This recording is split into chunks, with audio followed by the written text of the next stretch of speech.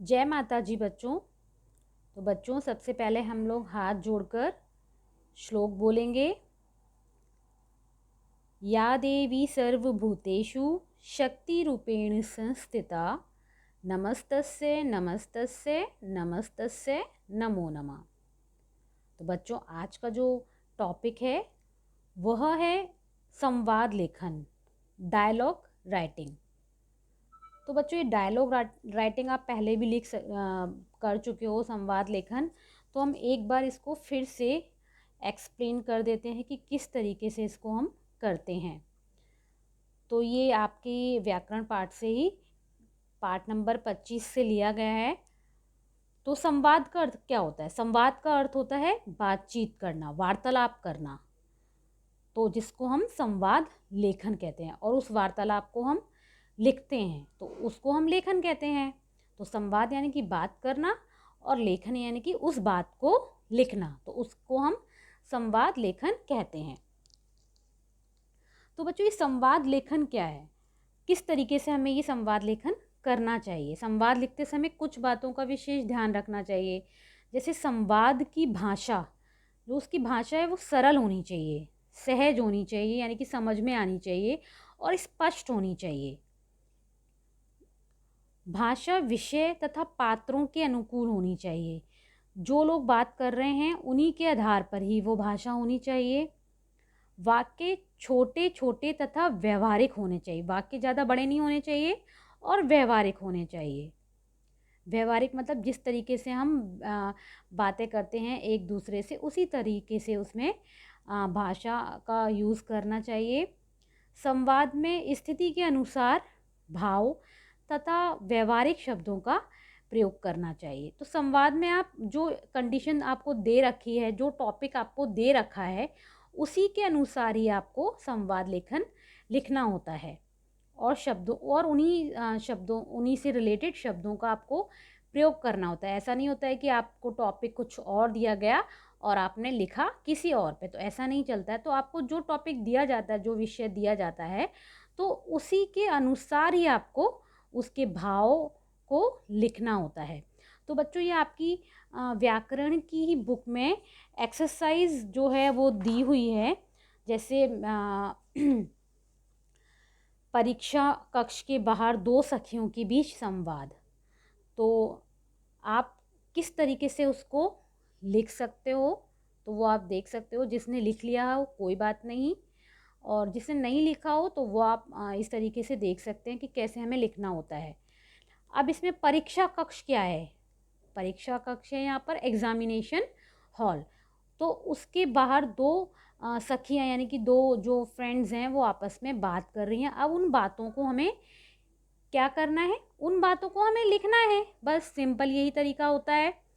तो अब examination hall के बाहर क्या बातें हो सकती हैं? एग्जामिनेशन हॉल के बाहर तो सिर्फ परीक्षा से रिलेटेड ही बातें होती हैं ना। तो हम फिर उसको सिर्फ हमें उस टॉपिक को वो लिखना है। जैसे नेहा, इसमें जो लड़की का नाम है नेहा ऑलरेडी दे रखा है, तो हमें नेहा और पूजा, तो इन दोनों में ही आपस में बात हो रही है। तो हमें नेहा जो बोल रही है पूजा से कि पूजा तुम्हारी हिंदी की परीक्षा कैसी हुई। हम कोई सा भी सब्जेक्ट ले सकते हैं, ऐसा नहीं कि हिंदी है, हम कोई सा भी सब्जेक्ट ले सकते हैं, अंग्रेजी, मैथ, साइंस, जो भी है। तो पूजा तुम्हारी हिंदी की परीक्षा कैसी रही? पूजा ये बात पूछ रही है। तो पूजा ने कहा मेरी परीक्षा बहुत अच्छी हुई। पूजा इस बात को बोल रही है कि मेरी परीक्षा बहुत अच्छी हुई। तो उसके बाद नेहा ने बोला क्या तुमने सभी प्रश्न के उत्तर दे दिए? हम अपने हिसाब से कोई भी मतलब अपने शब्दों में लिख सकते हैं, लेकिन किस तरीके से लिखना है वो मैं आपको बता रही हूँ। क्या तुमने सभी प्रश्न के उत्तर दे दिए? अब एग्ज़ाम के बारे में बात हो रही है, एग्ज़ाम के हॉल के खड़े हैं, तो हम शायद उसी के बारे में, मैक्सिमम बच्चे जो हैं उसी के बारे में बात करते हैं, या फिर कुछ बच्चे खाने के बारे में बात कर रहे हैं कि अरे मुझे तो बहुत भूख लग रही है ना। लेकिन हम एग्ज़ामिनेशन हॉल के बाहर तो मैक्सिमम अपने पेपर के बारे में ही, प्रश्न पत्र के बारे में बात करते हैं। तो नेहा कहती है क्या तुमने सभी प्रश्न के उत्तर दे दिए थे? तो पूजा ने कहा हाँ, मैंने सभी के उत्तर अच्छे से लिखे। और नेहा कहती है हाँ, प्रश्न पत्र बहुत ही अच्छा और सरल था। तो नेहा ने जवाब दिया कि प्रश्न पत्र बहुत ही अच्छा और सरल था। ये भी लिख सकती थी कि प्रश्न पत्र बहुत ही कठिन था, मुझे नहीं समझ में आया, इस तरीके से भी लिख सकती थी। पूजा कहती है हाँ मैम ने तैयारी अच्छे से जो कराई थी। पूजा इस बात को बोलती है कि मैम ने तैयारी अच्छे से जो कराई थी। तो फिर नेहा बोलती है ये बात तो ठीक है। तो यहीं पर हमारा जितनी लाइनें दे रखी हैं उसी के अकॉर्डिंग हमारा ये संवाद ख़त्म हो जाता है। तो इसी को हम डायलॉग राइटिंग और संवाद लेखन कहते हैं। तो हमें उस टॉपिक के अकॉर्डिंग ही करना होता है सिर्फ। अब जो नेक्स्ट आपका एक्सरसाइज है वो है पिकनिक की योजना बनाते हुए भाई बहन के बीच संवाद लिखिए। अब पिकनिक की जो प्लानिंग करते हैं भाई बहन, वो लोग आपस में कुछ बात करते हैं कि हमें पिकनिक पर जाना है क्या है, तो उनके बीच में बात होती है। देखो कि वो क्या बात कर रहे हैं। भाई कहता है चलो हम सब कहीं घूमने चलते हैं। तो बहन कहती है कहाँ चलते हैं, मम्मी और पापा से पूछते हैं। तो जाने से पहले तो हम लोग पहले मम्मी पापा से ही पूछते हैं, उन्हीं के साथ में जाना है हमको, तो फिर पूछना भी पड़ेगा, ठीक है ना।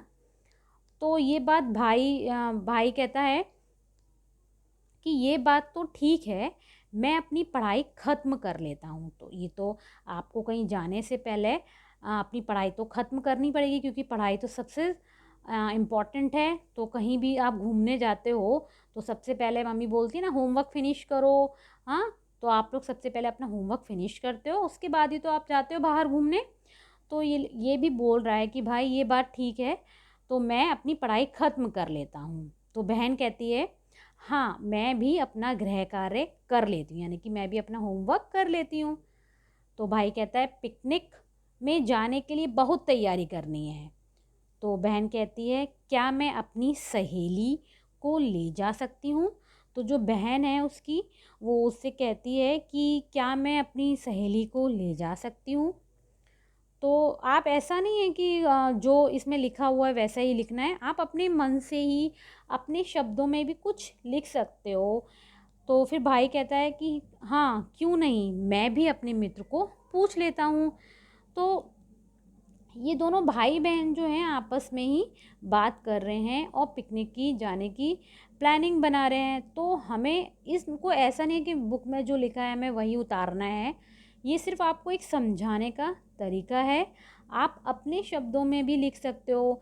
आप क्या बोलते हैं ये भी लिख सकते हो कि चलो हम पिकनिक पर कहाँ पर घूमने जाएंगे, आप उस जगह का नाम लिख सकते हो और पिकनिक पर हम क्या क्या खाने के लिए लेकर जाएंगे। पूरी सब्ज़ी लेके जाएंगे, सैंडविचेस लेकर जाएंगे और चॉकलेट्स लेकर जाएंगे, जूसेस लेकर जाएंगे। तो हम ये सारी चीज़ें इसमें ये टॉपिक हम लिख सकते हैं। तो और खेलने का सामान कोई भी हो सकता है, बैडमिंटन लेके जा सकते हो, बॉल लेके जा सकते हो, बहुत सारे खेलने के बच्चों के पास सामान होते हैं। तो हम पिकनिक पर जाते हैं तो ये सारी चीज़ें लेकर जाते ही हैं। तो बस ये दोनों भाई बहन आपस में यही संवाद करते हैं। तो हमको इसी तरीके से ये संवाद को कंप्लीट करना है, और इसमें ऐसा कुछ भी टफ नहीं है कि हमें नहीं समझ में आ रहा हो, बस हमें उसका टॉपिक समझ में आना चाहिए। तो उसी के आधार पर हम ये संवाद लेखन लिख सकते हैं। जैसे अध्यापिका और क्या बोलते हैं छात्रा या छात्र के बीच में संवाद, तो क्लास में आप क्या बात करते हो, किस टॉपिक पर आपको दे रखा है, तो आप उस तरीके से वो संवाद को पूरा कर सकते हो। और जैसे होता है कि माँ बेटी के बीच में संवाद, तो उस टॉपिक में आप कोई भी टॉपिक एक बीच में ले लो, तो आप उस संवाद को लिख सकते हो। या फिर दो मित्रों के बीच में बात, अब ये पिकनिक की योजना बनाई है तो ये पिकनिक जो है संवाद जो है दो मित्रों के बीच में भी हो सकता था। जैसे इसमें भाई बहन लिखा हुआ है तो इसमें दो मित्रों के बीच में भी ये संवाद ईजीली से हो सकता है। तो हम उस संवाद को इस तरीके से भी कंप्लीट कर सकते हैं। तो एग्ज़ाम में ऐसा नहीं है कि सिर्फ भाई, अगर लिखा है यहाँ पर कि भाई बहन के बीच संवाद, तो इसी तरीके से आ सकता है। इसमें कुछ भी चेंज करके हम दे सकते हैं कि दो मित्रों के बीच संवाद, या फिर बेटा या फिर पिताजी के बीच में संवाद, घूमने जाने के लिए संवाद। तो इस तरीके से ये टॉपिक हो सकता है। जिस तरीके से इसमें ऊपर दे रखा है कि परीक्षा कक्ष के बाहर दो सखियों के बीच संवाद है, तो हमने नेहा और पूजा को लिया है, तो एग्ज़ाम में ऐसा नहीं है कि यहाँ पर नेहा और पूजा लिखा हुआ आएगा, आप अपनी फ्रेंड्स का नाम भी लिख सकते हो। यहाँ तो नेहा पूजा बुक में लिखा हुआ है, लेकिन एग्ज़ाम में ऐसा नहीं आएगा कि नेहा पूजा, तो आप अपने फ्रेंड का नाम और अपना नाम लिख सकते हो। यहाँ पर आप अपना नाम लिख लो और यहाँ पर आप पूजा मतलब जो आपकी जो भी फ्रेंड है आप वहाँ पर उसका नाम लिख सकते हो, तो उसमें आपको कोई प्रॉब्लम नहीं आएगी। जिस तरीके से इसमें दे रखा हुआ है कि दिवाली पर पटाखों के बारे में दो दोस्तों के बीच में संवाद, अब दो दोस्त समीर और विनय आपस में बात कर रहे हैं, तो इसी तरीके से हमको संवाद लेखन कंप्लीट करना होता है। तो बच्चों, आपको ये संवाद लेखन समझ में आ गया होगा। धन्यवाद।